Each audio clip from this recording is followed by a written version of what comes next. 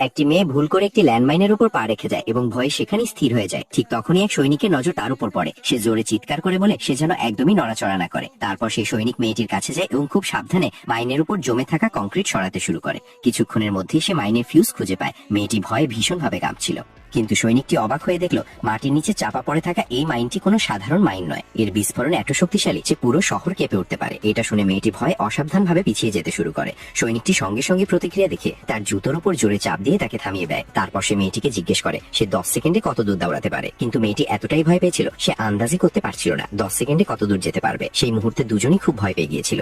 বাধ্য হয়ে সৈনিকটি দ্রুত মাইনের কন্ট্রোল তার কেটে দেয় এবং সঙ্গে সঙ্গে মেয়েটির হাত ধরে সেখান থেকে দৌড়াতে শুরু করে। কিন্তু বিস্ফোরণ এত শক্তিশালী ছিল যে ভয়ঙ্কর ব্লাস্টের ঢেউ তাদের এক মুহূর্তেই মাটিতে ফেলে দেয়। বিস্ফোরণ থেকে তাকে বাঁচাতে সৈনিকটি নিচা শরীর দিয়ে মেয়েটিকে ঢেকে দেয়। সেই মুহূর্তেই মেয়েটি তার প্রেমে পড়ে যায় এবং চলে যাওয়ার আগে চুপচাপ তার একটি ছবি তুলে রাখে।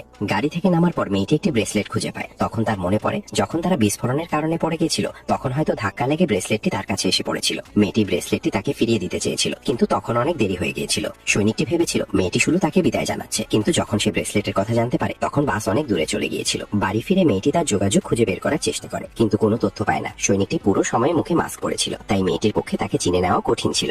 একদিন মেয়েটি তার এক বন্ধুর সাথে দেখা করতে যাচ্ছিল। তখন পথে সে একজন অচেনা মানুষকে দেখে যার গড়ন ঠিক সেই সৈনিকটির মতো ছিল। মেয়েটি আনন্দে ভরে ওঠে। সে জানতে পারে যে সেই সৈনিকও একই শহরে থাকে, কিন্তু পিছন থেকে আসা গাড়ির ভিড় তাকে সামনে এগোতে বাধ্য করে এবং সে তার সাথে যোগাযোগ করতে পারে না। গতদিন যা ঘটেছিল সেই কারণেই মেয়েটি কাজে মন দিতে পারছিল না। এটা দেখে তার ক্লায়েন্ট তাকে বাড়ি গিয়ে বিশ্রাম নিতে বলে। যখন সে কোম্পানির গেটে পৌঁছায় তখন প্রবল বৃষ্টি শুরু হয়ে গিয়েছিল। সে ছাতা ছাড়াই সেখান থেকে চলে যেতে যাচ্ছিল।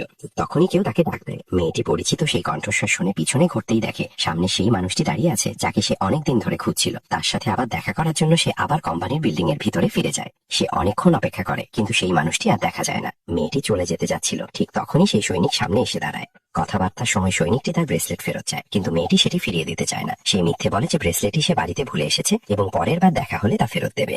এইভাবে মেয়েটি সেই সৈনিকের যোগাযোগ নম্বর পেয়ে যায়।